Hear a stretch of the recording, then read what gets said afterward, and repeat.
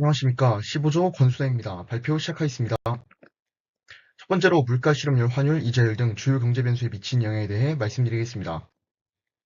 정치적 안정은 경제 성장의 필수 조건이자 시장 신뢰 형성의 기반입니다. 하지만 계엄령의 선포는 기업과 소비자의 심리를 위축시키고 투자와 소비, 고용 등 실물 경제의 핵심 축을 뒤흔들 수 있습니다. 실제로 경제학자들은 정치적 불확실성이 경제 변수에 미친 충격이 단기적 경기 둔화에 그치지 않고 장기적으로는 경제의 구조적 취약성을 키울 수 있다고 지적합니다. 특히 한국의 상황을 살펴보면 통계청과 한국은행에 따르면 정치, 사회적 위기 국면마다 주요 경제 지표가 큰 폭으로 흔들리는 경향을 보였습니다. 예를 들어 2016년 박근혜 대통령 탄핵 정부 당시 외국인 투자 순유입은 전년 대비 약 31% 감소했고 원달러 환율은 한 달 만에 70원 이상 급등했습니다. 결과적으로 계엄령 선포는 경제활동을 전반적으로 위축시키고 물가 실업률, 환율, 이자율과 같은 핵심 경제 지표들에 직접적인 영향을 미치게 됩니다. 먼저 물가입니다. 단기적 영향으로는 수요가 감소될 가능성이 있습니다. 계엄령이 선포될 경우 국민들은 소비와 투자를 유보하는 경향이기 때문에 기업들은 생산과 고용을 줄이게 되는데 이는 총수요 감소로 이어져서 디플레이션 압력이 생길 수 있습니다. 또한 계엄령으로 인해 유통 시스템이 마비되면 일부 품목의 가격이 급등하여 일시적인 인플레이션이 발생할 수 있습니다. 한편 장기적 영향으로는 통화 가치가 하락하고 수입 물가가 상승할 가능성이 있습니다.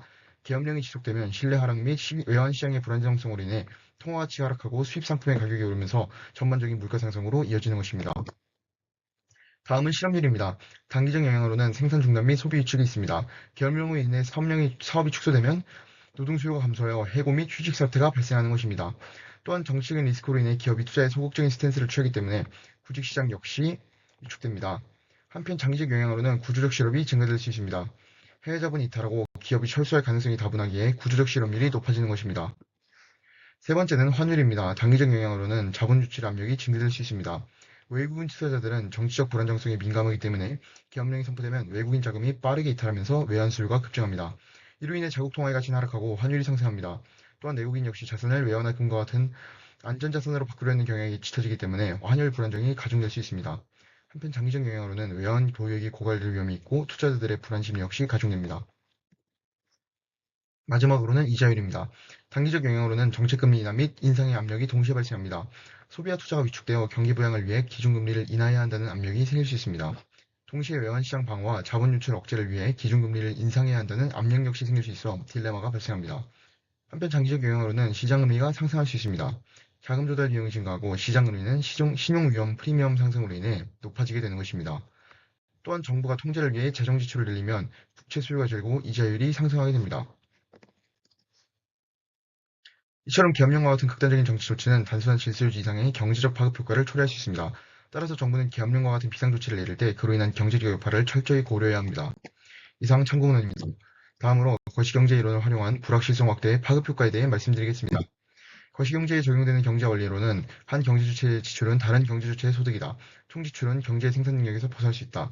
정부 정책은 지출에 영향을 줄 수 있다 있으며 해당 원리들에 기반하여 계엄령 이후 불확실성 확대의 파급 효과에 대해 발표하고자 합니다. 우선 한 경제 주체의 지출은 다른 경제 주체의 소득이다라는 원리에 기반한 파급 효과의 설명입니다. 계엄령으로 인한 제도적 충격은 기업과 가게가 자신의 미래를 불확실하게 여기게 만들고 이는 지출 및 투자 감소로 이어지게 됩니다. 이때 기업의 입장에서는 계엄령으로 인하여 재산권 및 운영 관련 규제가 강화될 우려, 즉 통행을 제한하거나 생산활동을 통제할 우려로 인해 영업 자체에 대한 불확실성도 증가하게 됩니다. 결국 안정적인 수입에 대한 불확실성이 발생하기에 기업은 대부분 비가역적인 지출을 감소시키게 됩니다.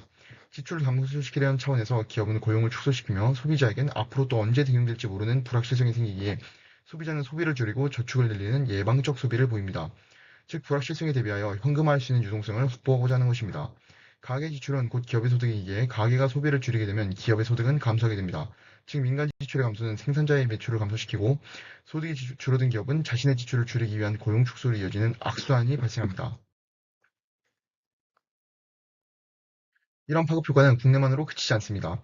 계엄령 선포는 전체 경제에 큰 불안을 부여하게 되며 해외에 있는 외국인 투자자도 반응하게 만듭니다.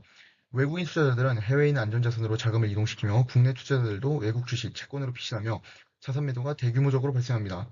특히 원화, 한국 주식 및 채권을 팔고 달러를 사들이려는 수요가 급증하여 국내 통화량은 줄고 달러의 가격도 상승하게 되는데 이러한 과정 속에서 환율은 상승하게 됩니다. 다음으로 총지출은 경제의 생산 능력에서 벗어날 수 있다는 원리에 기반하여 파급 효과를 설명하도록 하겠습니다. 계엄령이라는 총격은 총지출을 감소시켜 실제 생산 수준을 잠재 GDP 이하로 떨어뜨립니다. 잠재 GDP란 완전 고용 상태에서 경제가 효율적으로 생산할 수 있는 산출량을 의미합니다. 이때 총지출은 소비, 투자, 순수출, 정부 지출의 합을 의미하며 총지출이 잠재 수준보다 높아지면 수요가 초과하여 인플레이션의 압력을 받고 잠재 수준보다 낮아질 경우 수요가 부족하여 경제 침체 및 실업으로 이어지게 됩니다. 실질 소득의 불확실성 증가로 소비가 위축되고 정책의 불확실성으로 기업이 설비 투자를 연기하게 되며 투자가 감소하고 환율 변동성이 높아지기에 수출은 감소, 수입은 증가할 우려가 발생하게 되어 순수출이 불안정하게 되는데 이는 총지출도 감소하는 결과를 야기하게 됩니다. 결과적으로 기업령 선포는 경제가 최대의 생산 능력을 사용했을 때 만들어지는 산출량인 잠재 GDP와 사람들이 실제로 지출해서 사려고 하는 양인 총지출이 일치하지 않게 만듭니다. 세 번째로 내란 이후 경제 지표들의 동향에 대해 말씀드리겠습니다. 먼저 물가 동향부터 살펴보겠습니다. 물가는 외부 충격에 민감하게 반응하는 대표적인 경제 지표입니다. 특히 2024년 12월의 기업령 선포와 그에 따른 정치적 불확실성은 원달러 환율 급등을 야기했고 이는 국내 전반적인 물가에 강한 상승 압력을 가했습니다. 실제로 CPI는 2025년 1월 기준으로 전월 대비 0.7%, 전년 동월 대비로는 2.2% 상승했습니다. 일반 소비자들이 자주 구입하는 기본 생필품을 중심으로 구성된 생활 물가지수 역시 같은 기간 동안 전월 대비 1% 상승하며 체감 물가 또한 뚜렷하게 상승했음을 보여주고 있습니다. 다음은 고용시장의 동향입니다. 2024년 12월의 계엄령 사태와 이로 인한 내수 경기 침체는 고용시장에도 심각한 영향을 미쳤습니다. 통계청 자료에 따르면 2024년 12월 기준으로 15세에서 29세 청년층의 쉬어씀 인구는 약 41만 1천 명으로 전년 동월 대비 12.3%나 증가했습니다. 이는 단순한 실업이 아니라 구직활동조차 하지 않는 비경제활동 인구가 늘어났다는 점에서 매우 우려스러운 지표입니다. 청년 인구 자체는 감소했음에도 불구하고 이 비중이 늘어났다는 점에서 상황의 심각성이 드러납니다. 청년층뿐만 아니라 전체 취업자 수도 감소했습니다. 2024년 12월 전체 취업자 수는 전월 대비 약 5만 2천 명 감소하며 이는 코로나19 여파가 한창이던 2021년 2월 이후 약 3년 10개월 만에 첫 월간 감소입니다. 실업률도 같은 달에 0.5%포인트 상승해 고용시장 전반에 걸친 충격을 보여주고 있습니다. 이번에는 환율 변동을 살펴보겠습니다. 서울 외국환 거래시장에 따르면 윤 대통령의 계엄령 선포 약 4시간 이후인 12월 4일 원달러 환율은 장중 최고 1446.5원을 기록했습니다. 이는 전일 대비 50원 이상 급등한 수치이며 하루 변동폭만 40원에 달할 정도로 시장은 극심한 혼란을 겪었습니다. 이러한 환율 급등은 트럼프 미국 대통령의 당선으로 인해 달러 강세가 진행 중인 가운데 국내 정치적 불확실성이 겹치며 나타난 결과입니다. 이로 인해 달러 수요가 급증했고 달러 쏠림 현상은 더욱 심화되었습니다. 2025년 4월 9일에는 원달러 환율이 고가 기준 1487.6원을 기록하며 이는 금융위기 이후 최고치입니다. 그렇다면 이러한 경제 상황 속에서 한국은행의 통화정책은 어떻게 변했을까요? 먼저 2025년 1월 16일 열린 통화정책 방향 결정회의에서는 기준금리를 연 3.0%로 동결하기로 결정했습니다. 정치적 리스크 확대와 경제 성장에 대한 불확실성이 커진 가운데 미국 연준이 금리 인하 속도 조절에 나섬에 따라 한국은행 역시 추가 금리 인하에 신중할 수밖에 없었습니다. 그러나 이어서 2월 25일 한국은행은 기준금리를 2.75%로 0.25%포인트 인하했습니다. 당시 물가 상승률은 안정세를 보이고 있었고 가계부채 증가세도 둔화되는 추세였습니다. 이에 따라 향후 성장률 하락에 대응하기 위한 선제 조치로 판단한 것입니다. 이상 참고문헌입니다. 네 번째로 정부의 불확실성 완화를 위한 경제정책 도구의 효과성에 대해서 말씀드리겠습니다. 베이커, 블룸, 데이비스가 개발한 경제정책 불확실성 지수를 통해 불확실성이 높을수록 다양한 부정적 영향이 발생함이 확인되었습니다. 이제 여러 경제정책 도구들의 효과성을 설명드리겠습니다. 첫 번째로 통화정책입니다. 중앙은행이 화폐 공급량 이자율을 조절해 단기적으로 신속한 대응이 가능하지만 현실에선 종종 금리 인하 효과가 저조하곤 합니다. 2019년에서 20년 한국은행의 연속적인 금리 인하에도 가계부채 부담으로 인해 소비 증가율은 1.2%에 그쳤습니다. 대출이자 부담은 줄었지만 소비자들은 심리적 불안감으로 인해 저축이나 부채 상환을 선택하는 경향을 보였습니다. 또한 장기적으로는 정책 효과가 약화, 자산가격 버블 등 부작용이 발생할 수 있습니다. 둘째로 재정정책입니다. 단기적으로 정부 지출 확대는 총수요를 직접 증가시켜 경기 침체를 완화합니다. 아우어바와 고로드니첸코의 연구에 따르면 불확실성이 높은 침체기에 재정 승수는 평상시보다 2배에서 3배 높게 나타납니다. 그러나 현실의 예를 보면 코로나19 당시 한국 정부는 도로정비, 지역 페스티벌 지원 등 62조 원 규모의 확장적 재정 정책을 실시했으나 GDP 성장률은 저조했습니다. 또한 장기적으로는 국가 부채가 증가해 재정 여력 감소하거나 민간 투자 구축 효과 등의 발생 가능성이 있습니다. 주목할 만한 점은 인플레이션과 소비 심리 간의 관계인데 이론과 달리 제한된 인플레이션은 긍정적인 소비자 심리를 유도할 수 있습니다. 통계청의 사례를 보면 물가 상승률이 2에서 3% 수준일 때 소비자 심리 지수는 오히려 10% 상승했습니다. 적절한 인플레이션이 임금 상승 기대와 지금 구매해야 한다는 심리를 자극했기 때문입니다. 첫째로 구조개혁 정책입니다. 장기적으로 정책 일관성과 투명성을 높이는 구조개혁은 불확실성 프리미엄을 감소시킵니다. 장기적으로는 성장 잠재력을 제고하고 경제 충격 흡수 능력을 강화합니다. 부이스와 두발의 연구에 따르면 구조개혁 추진 OECD 국가들은 5에서 10년간 잠재 성장률 0.5에서 1%포인트 증가를 경험했습니다. 그러나 이 역시 초기에 제한적인데 한국의 2010년대 노동시장 개혁이 일자리 창출을 증가시킬 것으로 예상되었으나 실제로는 그 후 5년간 청년 고용률 개선이 1.2%포인트에 그쳤습니다. 기업들이 변화에 즉각 반응하기보다 관망하는 태도를 보이기 때문입니다. 즉 각자 장단점이 있어서 단일 정책만으로는 해결이 어렵습니다. 이에 단기적으로는 금리 인하와 유동성 공급 확대, 중기적으로는 노동시장 및 제품시장 개혁 착수, 장기적으로는 포괄적 구조개혁을 시도해야 할 것입니다. 이렇게 기간별로 달리 대응하며 최적의 정책 조합을 찾아가는 것이 올바른 방향성이라 봅니다. 이상 참고문화입니다.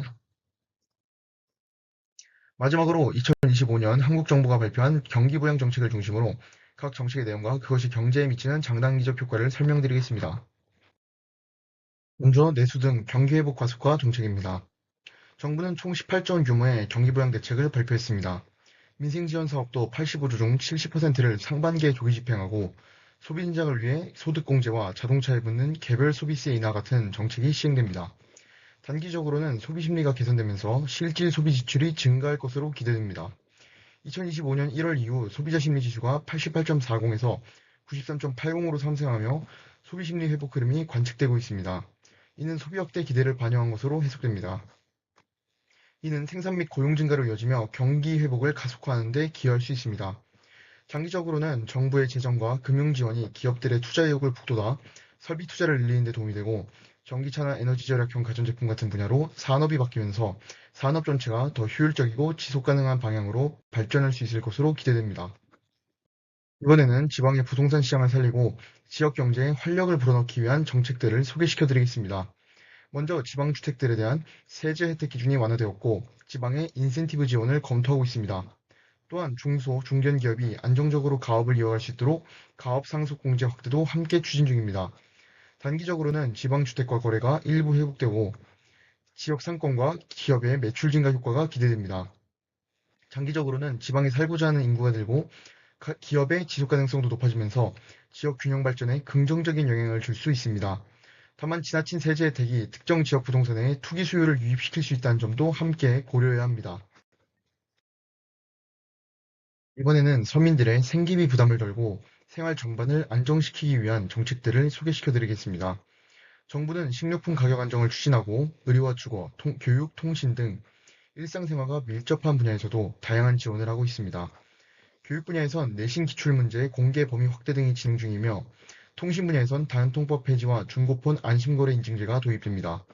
단기적으로는 식료품과 공공요금 부담이 줄으면서 체감 물가 안정에 도움이 되고 서민 가계의 소비 여력을 일정 부분 회복시키는 효과가 있습니다.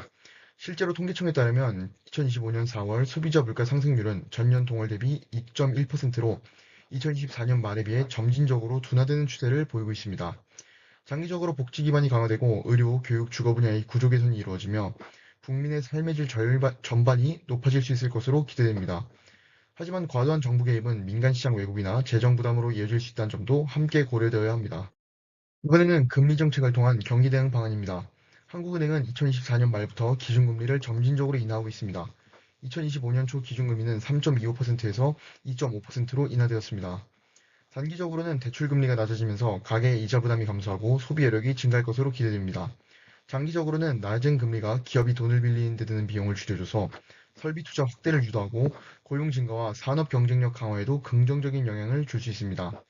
다만 시중에 돈이 너무 많이 풀리면 가계부채가 다시 늘고 물가가 오를 수 있는 위험도 생기기 때문에 한국은행은 통화정책과 금융안정정책을 균형 있게 운용할 필요가 있습니다.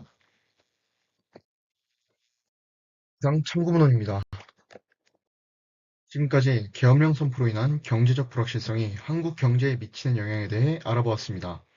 그 결과 이와 같은 극단적인 정치적 조치는 단순히 질서 유지 차원을 넘어 경제 전반에 걸쳐 중대한 불확실성을 야기한다는 결론을 도출할 수 있었습니다. 보원들의 역할은 다음과 같습니다. 이상으로 발표를 마치겠습니다. 감사합니다.